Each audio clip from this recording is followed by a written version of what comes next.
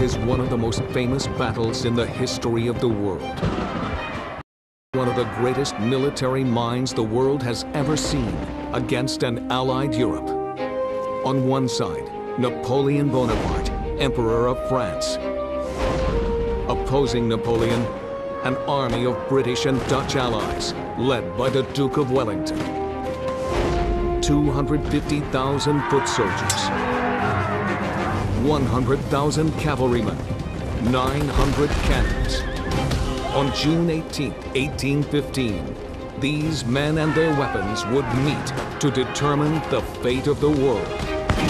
On a small field in Europe, at a place called Waterloo.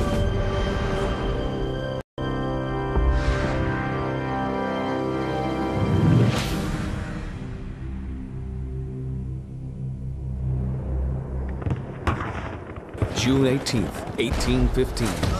4 hours into the Battle of Waterloo, two vast armies are locked in mortal combat. On one side, Napoleon Bonaparte, Emperor of France. Napoleon, as a commander and a strategist, was one of the greatest commanders in history.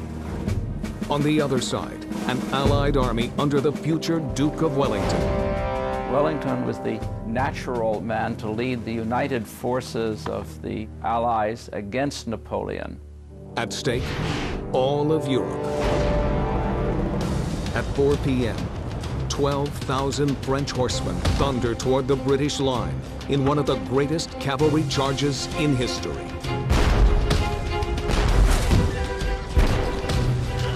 Form squares! Form squares! The Allies quickly form British infantry squares. The squares were lines and lines of bayonets. But are they enough to survive this massive charge? Wellington was looking for the back door. He knew his army had just about had it. The result of this clash will determine the course of the battle and the future of Europe. Can the Allies save themselves and the continent from Napoleon Bonaparte?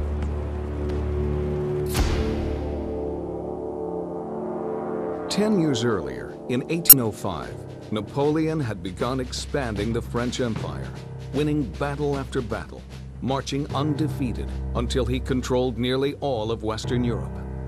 But his attempt to conquer Russia failed.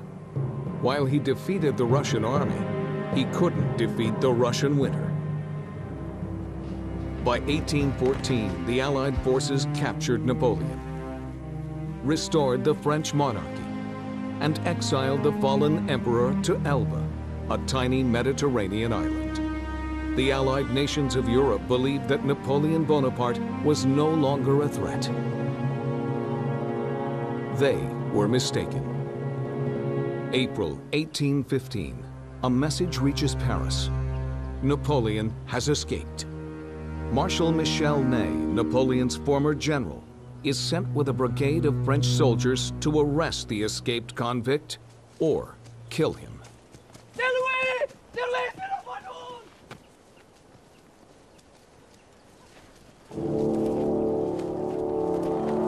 After landing on the French coast, Napoleon marches toward Paris, intending to reconquer all that he has lost. Soldats! Visez! Napoleon travels with a small group of loyal officers who had volunteered to go into exile with him. Ney, mon ami, est-ce que tu tirerais sur moi? Napoléon Bonaparte! Par ordre du roi Louis XVIII, je demande... Soldats de l'Empire! Vous voulez tirer sur votre empereur? Faites-le maintenant.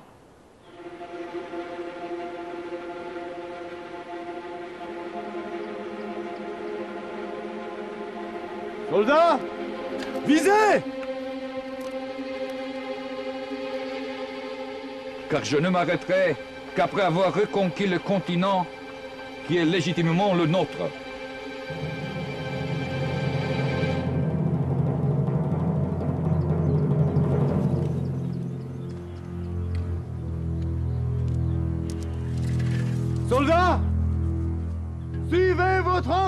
Honneur!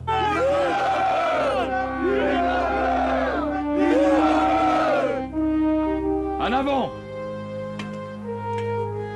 Across France, soldiers sent to arrest Napoleon end up joining their former emperor.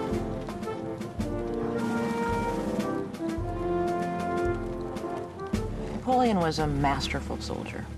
He was a brilliant tactician. He was also utterly ruthless. Within 3 weeks, Napoleon has returned to Paris and has the allegiance of the entire French army. Europe almost immediately reunites in opposing the recrowned emperor of the French. Britain, Austria, Prussia, Russia declared war, but not on a state, not on France. They declared war on an individual, Napoleon.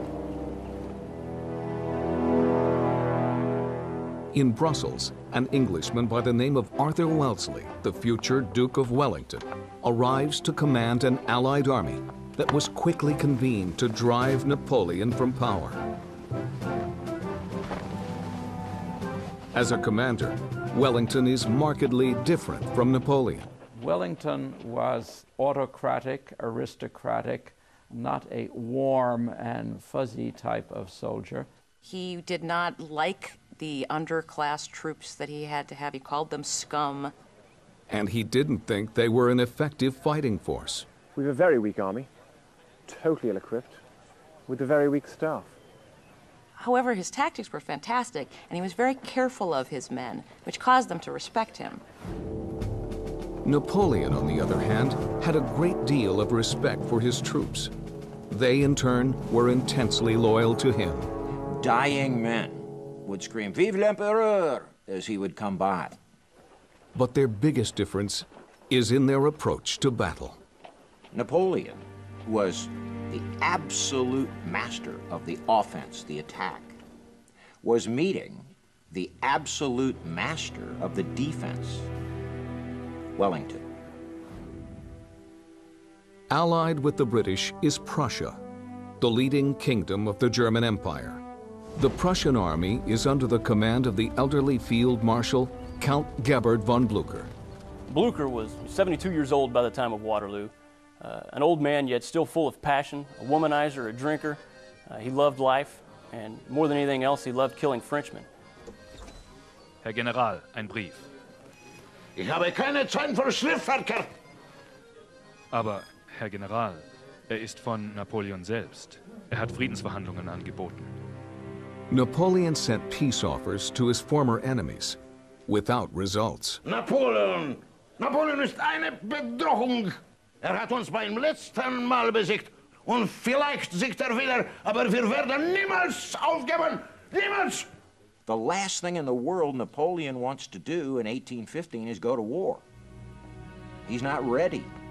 The Allies declared war on him, so he did not create the war came to him.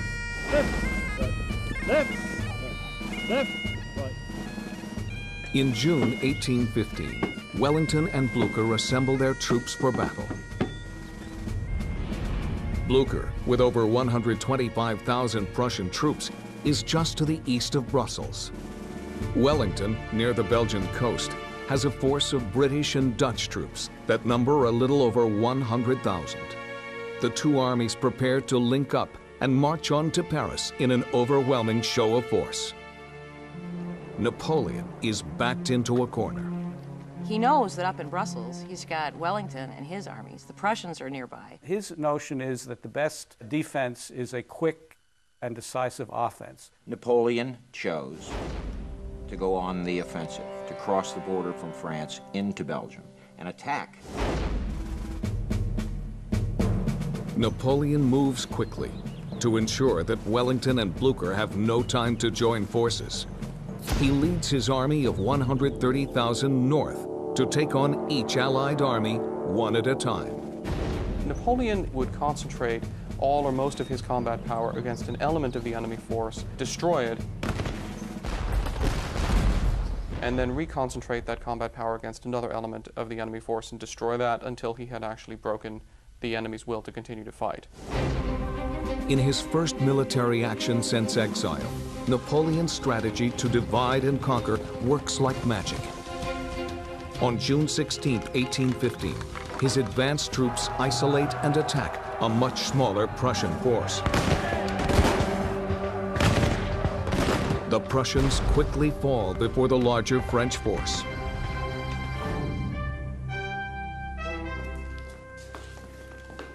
Mon général, nous avons vaincu les Prussiens. Ils battent en retraite. Bien, parfait. Maintenant, allons nous occuper des Anglais. The Prussians are seen in full retreat, and Napoleon believes he's already won half the battle. He orders 1/3 of his army to continue following the fleeing Prussian troops.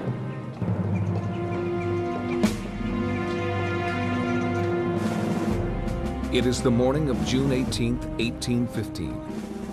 Napoleon has brought his newly rebuilt army to the fields of Belgium.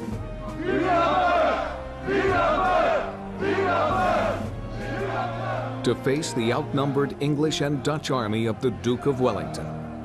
And when the day is over, the future of Europe will be changed forever. Napoleon's army is on the move. They cross the border toward Brussels and attack the Prussian army, led by Field Marshal Blucher, and force them into retreat. Napoleon is now marching toward the British Allies, led by the future Duke of Wellington. Wellington, who was primarily a defensive master, looked at the ground and he said, since Napoleon is on the offensive, where do I want to defend? Wellington chooses a battleground just to the south of a village called Waterloo. The battlefield of Waterloo was basically a wide valley running from west to east. To the north stands the Allied army. Looking directly at them, you have the French army, a massive army. The position that Wellington chose to accept battle from Napoleon was behind a ridge line, and that allowed him protection from direct fire from artillery, from direct observation. His biggest advantage, he picked the battlefield. He knew the ground, and he knew how he would defend it. Wellington expects a full French assault at dawn, but to his surprise, it doesn't come. He has 30,000 more troops than we do. They're all veterans. And he's a direct line of supply. Yet he does nothing. Il est presque 10 heures. Le sol est si boueux que l'artillerie ne peut pas se déplacer. It had been raining for days. That, of course, limited the mobility of cavalry and the ability of cavalry horses to pull guns into position. So the battlefield favored the defender. In other words, Napoleon had a problem. If Napoleon waits for the ground to dry out, his army may fight more effectively, but it may also give the fleeing Prussians time to circle back and join Wellington. Peut-être devriez-vous donner l'ordre d'attaque? Je donnerai l'ordre quand je jugerai que c'est le bon moment. Jusque-là, nous attendons. Armchair generals have argued for decades about Napoleon's decision to begin the battle late in the day. While some believe the muddy ground was the main issue, not everyone agrees.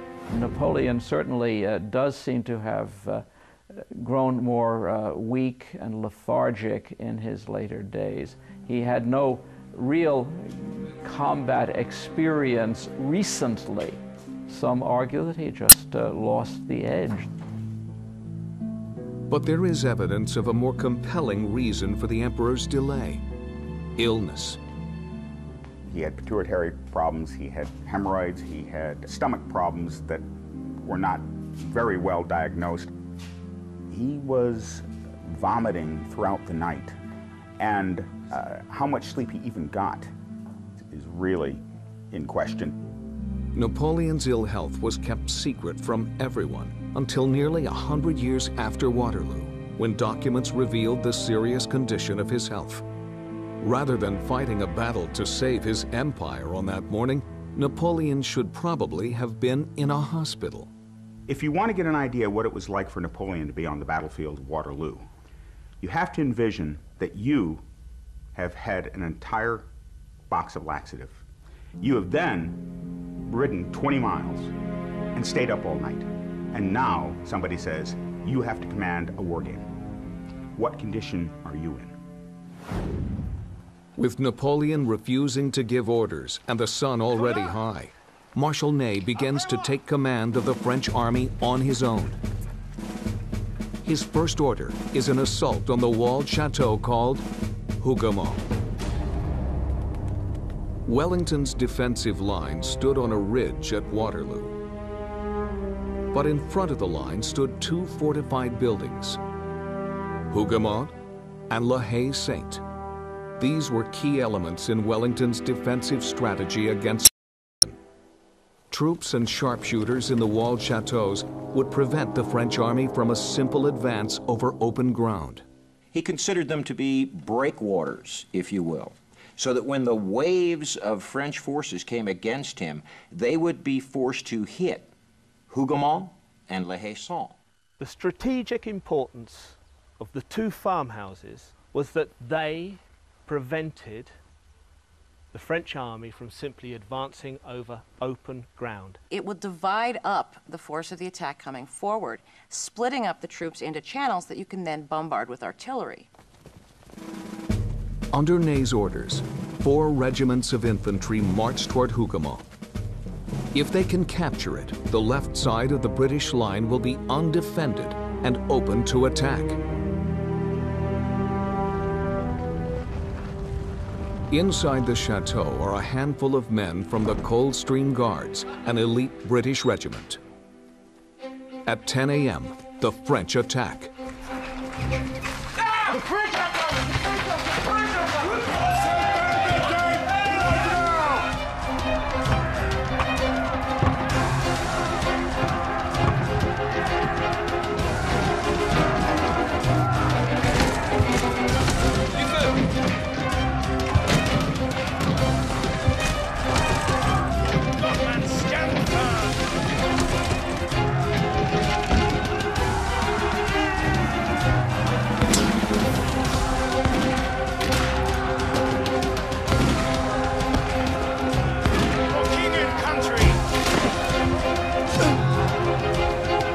The fighting at Hougoumont is fierce, but by 11:30 that morning, the British repel the first assault and prepare for a siege. Well done, men. The first shots have been fired. At Waterloo, the battle is underway. Despite the Allied success at Hougoumont, Wellington knows he'll need the support of the Prussians to beat Napoleon. Are we certain that the Prussians are going to come? As certain as one can be of anything in war, which is certain of nothing at all. Perhaps the French defeated them yesterday, and that's why there's no rush to attack. But the wrath of Napoleon has just begun. Soon the Allies will get a taste of his most powerful weapon. Blood is about to be spilled on the fields of Waterloo.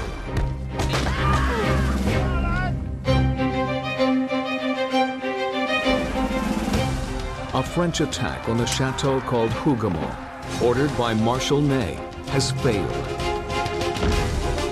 But it has signaled the start of the Battle of Waterloo.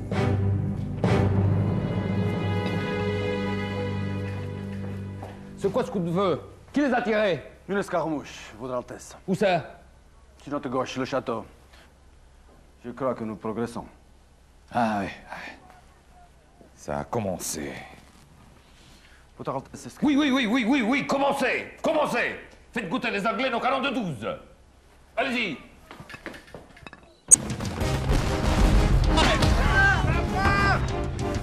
Hold that line, lads. At noon, the French artillery opens up on the British lines. Hold the line, lads! 80 cannons firing 12-pound solid shot rip through the British lines. But Wellington does not allow the British to fire back. He will save his cannon shot for when the French infantry and cavalry approach his lines. The ricochet effect was one of the great things about the solid shot. Even on its third bounce, it was still doing devastating effects. Could still break a leg or an ankle.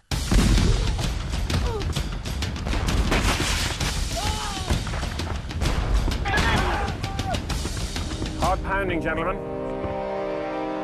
Deep, sir. Well, we will see who can pound the longest.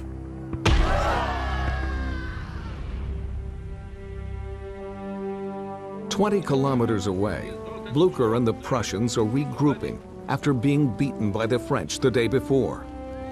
But rather than retreat east back to Prussia, the wily general heads north. Wir müssen mit Wellington in der Verbindung bleiben. Herr General, ist es dir es ist. Man schreit zum Ton der Kanonen!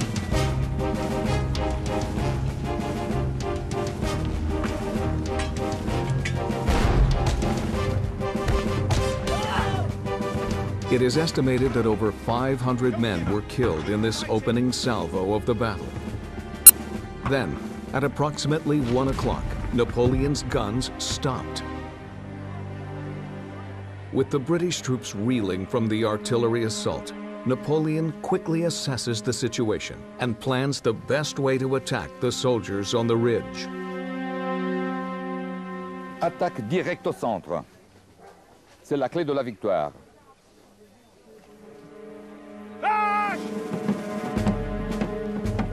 The strategy of marching directly toward your opponent over open ground may seem ludicrous today. But the firearm technology of the period demanded close-quarter combat. The most commonly used firearm at Waterloo was the musket. A soldier aiming his musket at another man 100 meters away has about a 1 in 30 chance of hitting him.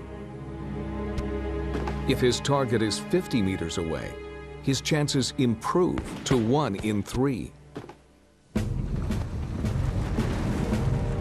Napoleon's direct thrust up the Allied center is intended to break Wellington's army in half and cause it to collapse. He clearly thought a good, solid assault would break their will to resist and lead them into a rout. Remember that Napoleon never really encountered the British before himself, and he tended to underestimate their resolve and their determination to hold their ground. The French advanced on the English line in column formation. Each French column consists of a block of men, 150 across, 24 deep, approximately 3,600 altogether. The sheer numbers of this approaching mass was meant to intimidate and terrify an enemy. The alternative to the French column formation was the British line. Essentially a long row of men, 2, sometimes 3 deep. The line formation gives one major advantage over any other. You can bring all your guns to bear. In a column, only the first 2 rows of soldiers can safely shoot their guns. In a line, every soldier can shoot, giving them a tremendous advantage in firepower. At 2 p.m., the British line awaits the advancing columns of Napoleon. He was just going to punch straight up the middle, whereas normally he won his battles through maneuvering on the flanks. This time, he just wanted to go straight up that road and flatten anything that stood in front of him. And he believed he could. At the top of the ridge, the French column meets the English line with devastating results.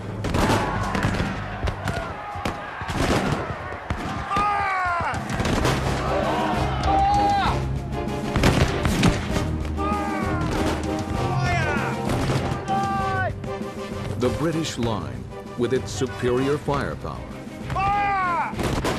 stops the advancing column in its tracks. When you had the right kind of soldier with the right kind of training and the right kind of spirit, the line could hold out against a column, break its charge to the point where it lost its effectiveness. The French troops could not proceed any further. The British countercharge, with the support of the cavalry, forces Napoleon's troops back to their lines.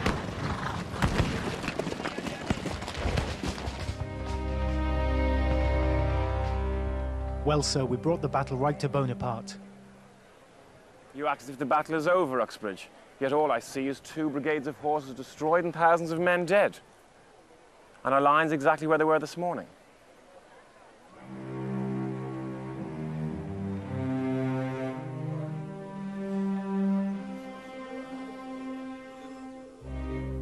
The first frontal assault at Waterloo has left thousands of casualties, with nothing gained.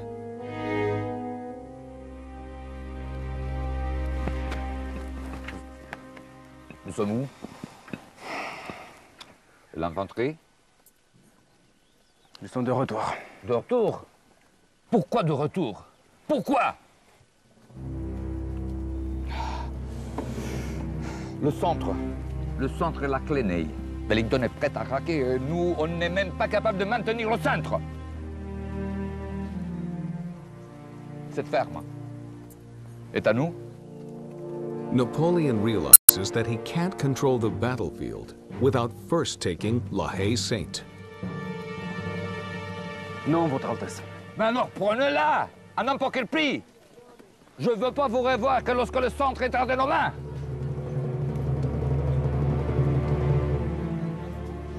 The Battle of Waterloo has been underway for 3 hours. The British line has held, but Wellington knows that nothing has been decided. The battle lines remain completely unchanged, and thousands lie dead. But the battle is about to turn. Die Franzosen! Die Franzosen! June 18th, 1815. Napoleon Bonaparte now stands poised to once again dominate Europe. His strategy is to take control of the center of the battlefield with a direct attack on the British position at La Haye-Sainte. The most important salient was the one close to Wellington Center, and that was La Haye-Sainte. It was vital that the French had to get this before they could attack the center, which was their first objective of the battle. The walled farmhouse is defended by the King's German Legion. They were Germans who had fled to England when Napoleon conquered their country in 1805. They have a lot to fight for. If Napoleon is defeated, they can return home. Whoever holds the farmhouse will have control over the all-important center of the battlefield. At 3 p.m., Napoleon orders 2 full brigades of infantry, 2,000 men, to take the farmhouse at all costs. Facing the Frenchmen are only 450 riflemen. The outnumbered soldiers do have one big advantage: superior firepower. This unit of the British Army carried rifles, not muskets. The rifled grooves inside the barrel spin the bullet, like a quarterback throwing a football, giving it greater range and superior accuracy. At approximately 3:20 p.m., 7 hours into the Battle of Waterloo, 2,000 French soldiers charged the small fortress. Die Franzosen! Die Franzosen! Die Franzosen kommen! Die Franzosen kommen!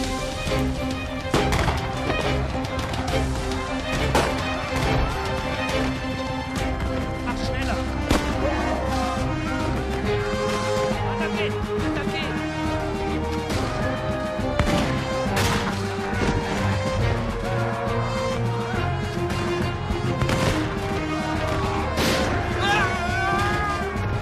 Each time the walls are about to be breached, the outnumbered Allied riflemen somehow hold off the French.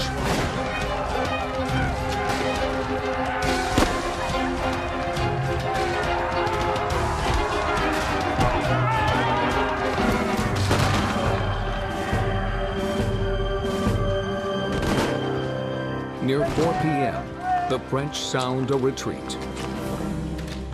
Over 400 of Napoleon's soldiers lay dead. The Allied troops suffered heavy casualties too.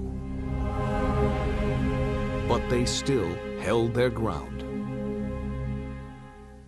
It always requires more men to take and capture such a position than it does to hold it. The British training was hold until relieved, and if you didn't get relieved, you died in your spot, but you didn't abandon it.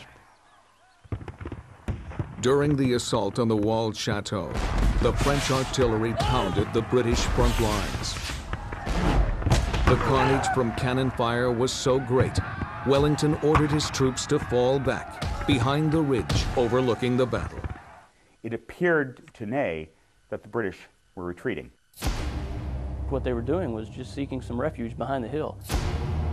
So Ney was convinced that victory was his, destroy the fleeing British, and the day was theirs. Standard operating procedure at the time was, if the enemy's retreating, release your cavalry. Now, at approximately 4 p.m., Marshal Ney orders the French cavalry to assemble. In an incredible display of power, 12,000 French cavalrymen charged the British position.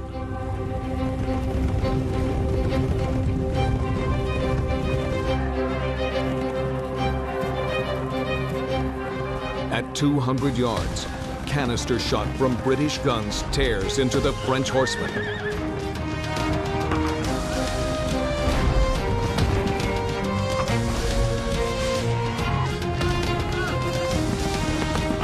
The British infantry is about to face one of the largest cavalry charges in history. But they have a defense in place. The British formed infantry squares, a formation designed specifically to defend against a cavalry attack. At 4 p.m., the squares are put to the ultimate test.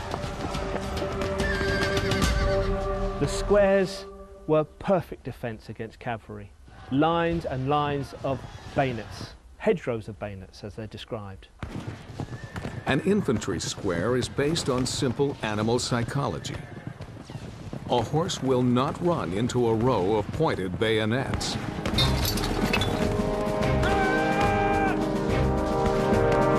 battle!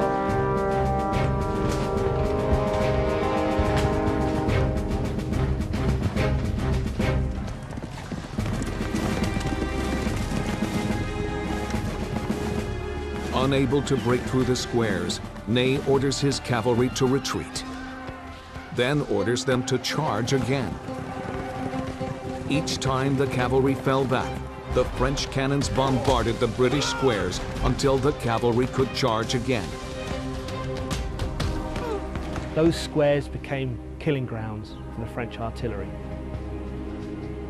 Good God. They slowly filled up with their own wounded and dead.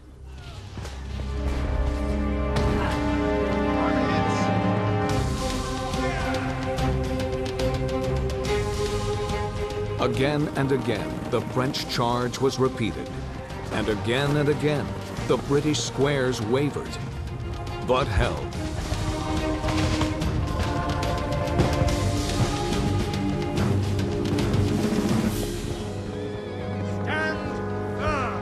The squares were steady and firm, and they held against all these waves of French assault. But they paid a terrible price for this. Enough that Wellington was looking for the back door. He knew his army had just about had it. Unable to break through the British squares, the French cavalry charge is called off. Both sides suffer massive casualties. I believe we have pushed them back, sir. No, Uxbridge. We're at the breaking point. We cannot take another charge. If we're to survive, either Knight or the Prussians must come.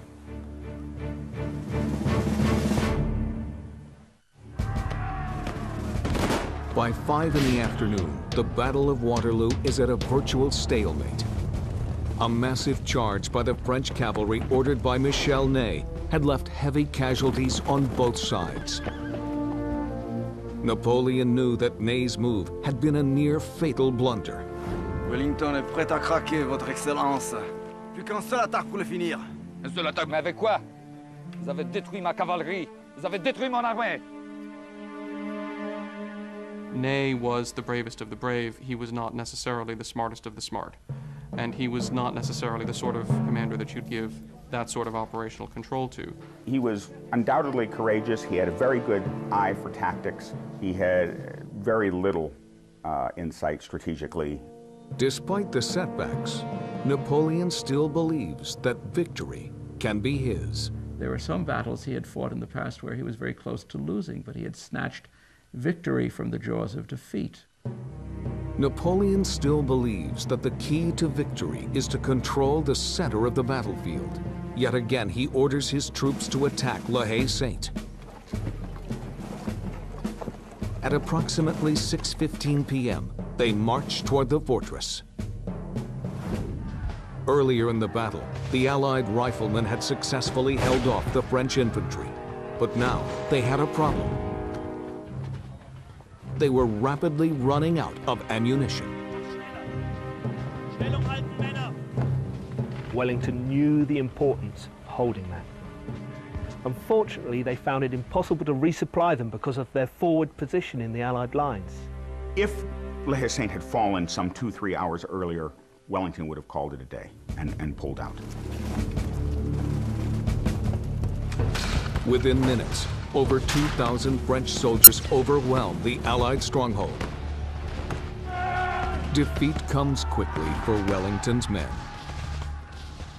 They fought to the last round, until in the early evening, Bering had no choice but to abandon the position by running through the farmhouse and fighting their way through to their own lines on the ridge behind them. Out of the 400 men, 42 got out. That's a 90% casualty rate. But these brave Germans held the center of the battlefield for almost the entire day. This stalled Napoleon's all-out attack on Wellington's main lines on the ridge. But now, the French control La Haye Sainte. We have lost the farmhouse, Uxbridge, and we are next. Send out riders to find Blucher. Tell him the battle is lost unless he arrives immediately.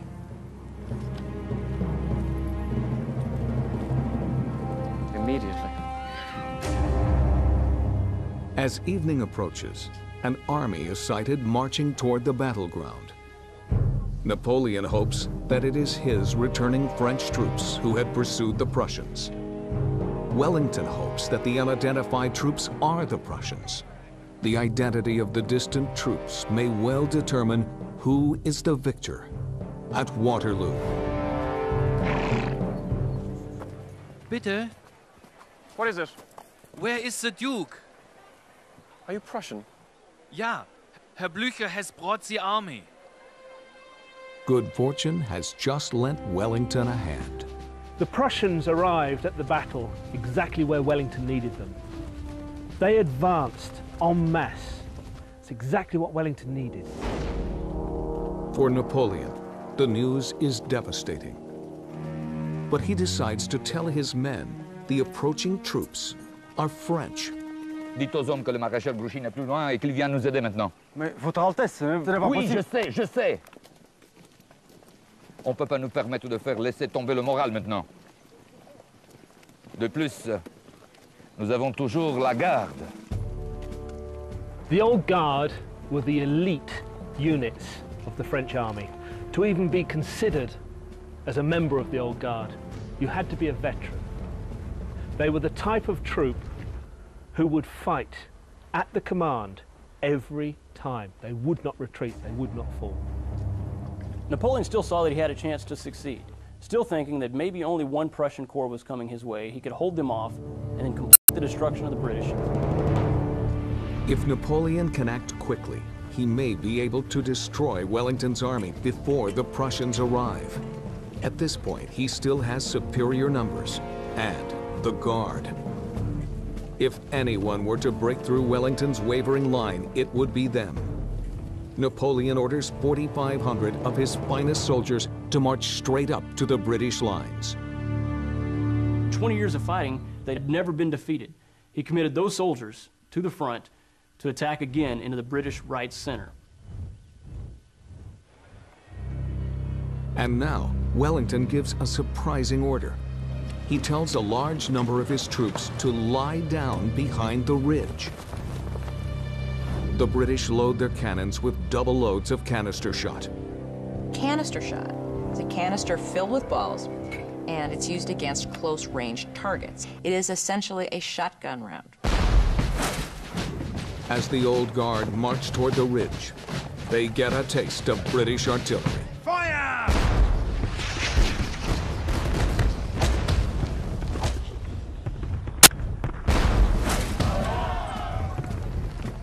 But the Guard does not waver. A column of French infantry stretching over 500 yards approaches the thin line of soldiers on the British ridge. As they near the crest of the hill, the firing begins. The first line of British soldiers is easily defeated. Napoleon thinks he has gained an easy victory, but Wellington is about to pull a surprise that will turn the tide of battle and change the future of a continent.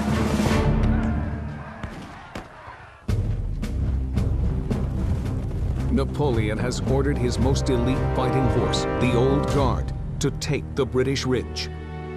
But Wellington has a surprise for the French. He has hidden most of his British troops behind the crest of a hill. The Battle of Waterloo is about to crescendo. The Guard have never retreated. They have never been defeated.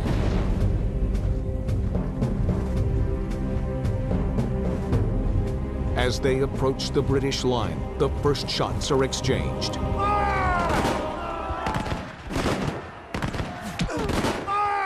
Napoleon's crack fighting units easily defeat the first line of British troops. The Guard sense an easy victory as they reach the crest of the hill. Then, Wellington pulls his biggest surprise. Now, Maitland.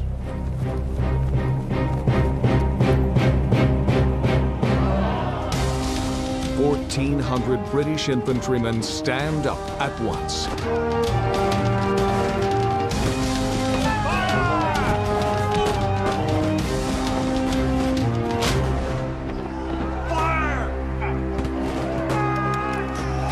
The surprise is devastating. 20% of the French troops fall on the very first British volley.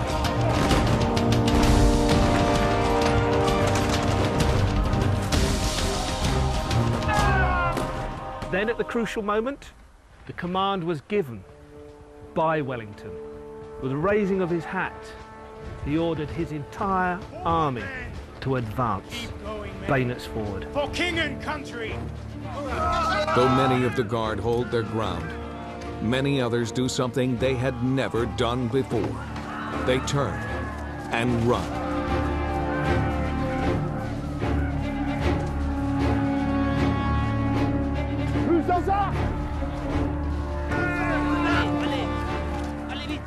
The word began to run up and down the ranks. La garde recule, the Guard is retreating. Soon, most of the army follows. Within minutes, Napoleon's entire force is in retreat. All morale was broken. That was the end for them.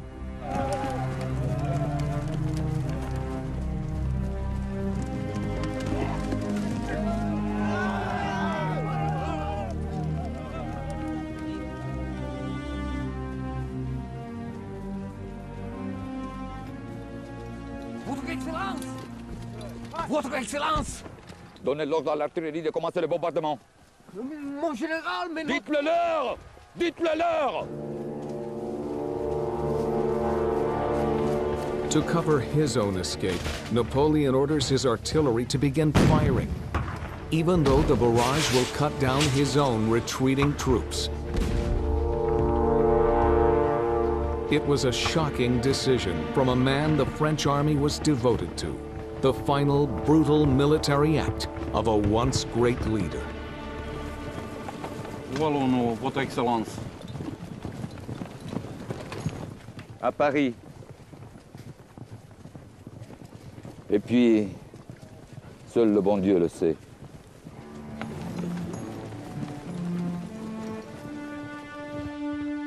After 9 brutal hours, victory finally belongs to the Allies, but at a terrible cost.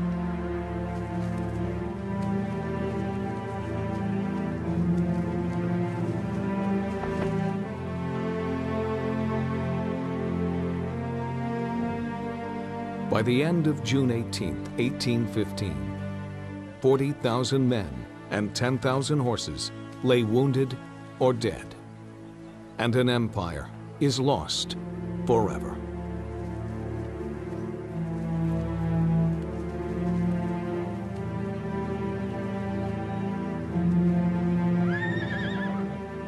If there is a lesson to be learnt from the Battle of Waterloo, for the commander, it is that you must know and understand your enemy. And don't fight until you're absolutely ready to fight. Marshal Michel Ney was arrested by the newly restored French monarchy. He was charged with treason for betraying the king and executed by firing squad. Blücher retired after Waterloo, living another 4 years with the distinct pleasure of knowing he had ended the career of his hated enemy. Wellington became one of the most popular and powerful men in Britain, using his victory at Waterloo to eventually become the Prime Minister of England. Napoleon surrendered himself into the hands of the British authorities. He asked for sanctuary, hoping to live as a private gentleman, as a guest of the British people. Instead, the Allies exiled Napoleon to the most remote island in the Atlantic, St. Helena. Once the undisputed ruler of the greatest empire in the world, he would spend the last few years of his life as the emperor of nothing, a lonely man stranded on a desolate rock in the middle of nowhere. Napoleon fought and won more battles than Alexander the Great, Frederick the Great, Hannibal, and Caesar combined. And yet, we know him for Waterloo. What a tragedy. Waterloo was the last major decisive battle involving all of Europe until we get to World War I. But on June 18, 1815, no one knew this bloody battlefield would lead to a century of peace and prosperity for the entire continent. That night, Field Marshal Blücher and the Duke of Wellington met at the very inn where Napoleon had made his headquarters. Blücher spoke no English and knew only one phrase in French. Quelle affaire!